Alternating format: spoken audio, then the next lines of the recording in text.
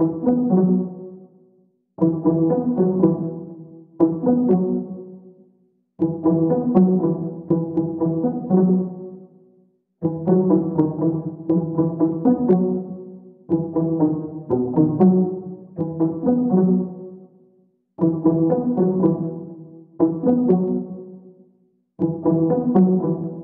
hirisaka ny vaovao malaza amin'izao fotoana izao tsy inona moa izany fa fanehoan-kevitry ny ireo olom-pirenena malaza izay monina sy mipetraka any ampitan-dranomasina any raha vantany voana hino fa 2020 amin'ireo kandida tsy miankina izay ilany sobam-bahoaka farany teo izany hoe ireo tao anatin'ny antoko indépendant moa izany dia avy hatrany nanapa-kevitra fa hanohana sy hiara asa amin'ny fitondrana ankehitriny izany hoe hiara asa amin'ireo irmara ao anatin'ny izay parlementaire izay.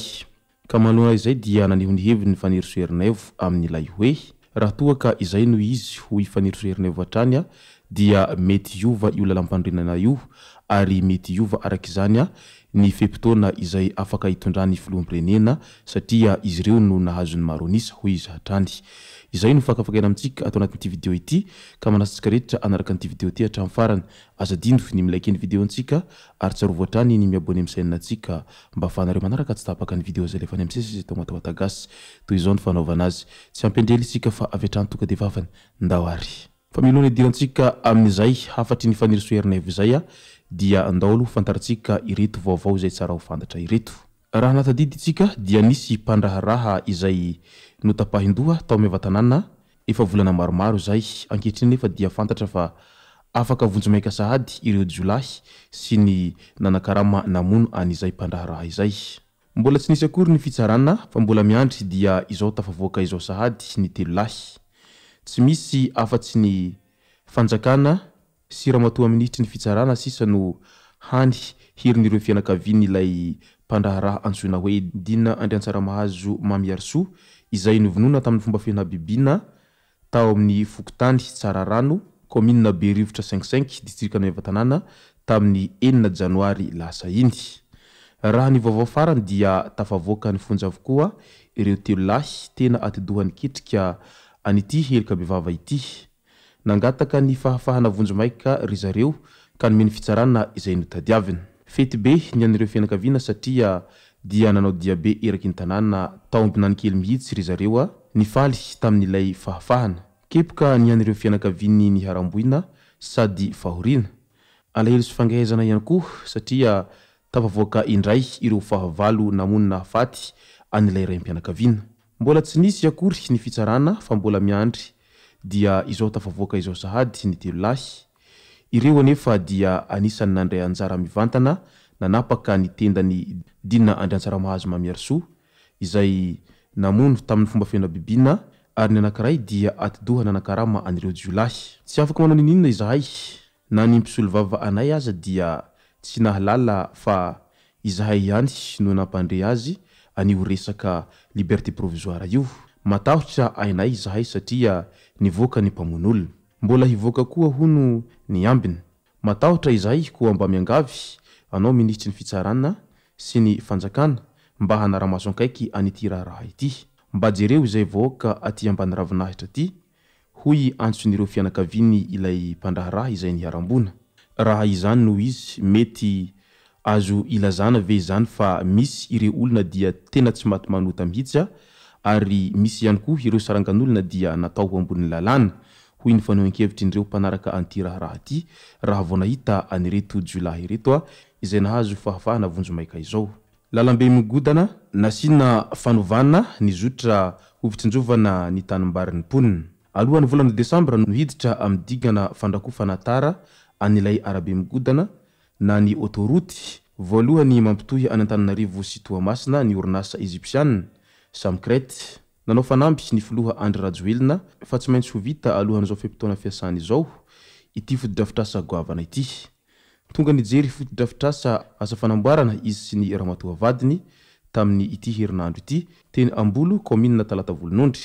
Araky ny fanazavan'ny kolonely Andrianatrehina Ndriamihaja Liva, ministry ny asa vaventy kosa dia mialohany tena nanaovana ireo asa lehibe dia tsy maintsy mbola nisy ireo pitsopitso ny ara teknika, ara tartasy mpanjakana sy ara-piarahamonina na lamina.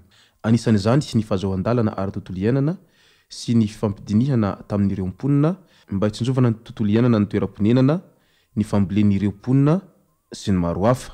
Araka izany dia tsy maintsy novaina ny zotran'ilay arabe migodana na ny trasy isan'ireo teboka imasoan'ny fanjakana ny fanajana ny mahaolona araky ny fanajana ny tontolo iainana.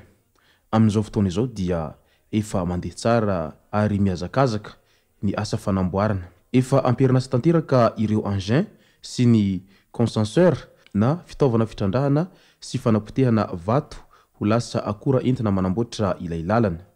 Marina fa eny amin'ireo toerana andalovan'ilay lalana ihany no hitrandrahana ireo vato ampiasaina amin'ny fanamboarana. Niteraka resabe indray ny tany Toamasina mahakasika an'ilay fangatahany be ny tanànan'ny Toamasina ny hanovana ny anaran'ny boulevard Ratsimilao ho boulevard Andrindrina Rajoelina. Manoloana izay rehetra izay dia naneho ny heviny Andriamatoa Roland Ratsiraka izay voafidy solombavam-bahoaka ao Toamasina voalohany ny fikasana hanovany boulevard Ratsimilao ho boulevard Andrindrina Rajoelina izay. Raha ny nambarana dia tsy manaiky an'izany izy ary melohiny ny tsy fanajana ny soatoavana sy ny lova ara-kolotsaina tahaka an'izao. Ny mpanjaka Ratsimilao izay nanangana ny fokobe tsy misaraka sady nampihavana ny olona maro nefa atao tsinitsinina ohatran'ireny hoy izy. Tsy azo ekena ny fanitsakitsahana ny tantaran'i Madagasikara indrindra ny tantaran'ny Toamasina. Ny fanajana azy dia fanehona ny fankatoavana ireo soatoavana izay tokony hampianatra ireo faramandimby hoy hiatrany ny nambarany Atoa Roland Ratsiraka raha vantany vao naneho ny heviny mahakasika an'izay fanovana anarana boulevard Ratsimilao ho boulevard Andrindrina Rajoelina izay. Fantatra izao araky ny vaovao izay voaray hatrany dia solombavam-bahoaka indépendant na ny tao anatin'ny antoko tsy miankina miisa 20 no nanao fanambarana tamin'ity herinandro ity fa manohana sy miaradia amin'ny vondrona maronisa izany hoe Irmara izany. Mitambatra iray tsy mivaky ireo solombavam-bahoaka tsy miankina ary manohana ny fitondrana amin'izao hoy ny fanambarana nataon'izy ireo tamin'ity herinandro ity. Solombavam-bahoaka tsy miankina 20 amin'ny 50 no mitambatra ho iray amin'izao hoy ny fanambarana nataon'izy ireo tamin'izany. Araka izany dia 5 ihany sisa ny solombavam-bahoaka izay anatin'ny antoko tsy miankina no tsy miaradia amin'ny vondrony Irmara.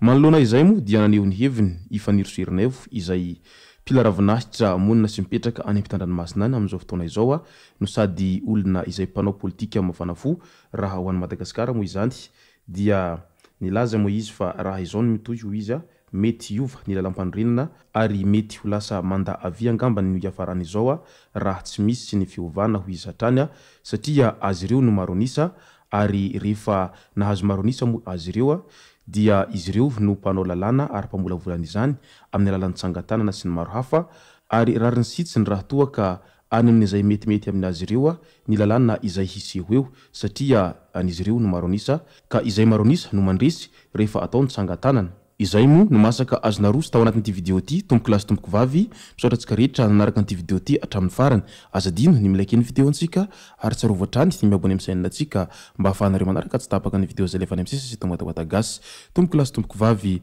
mangasitraka dia mirary soa.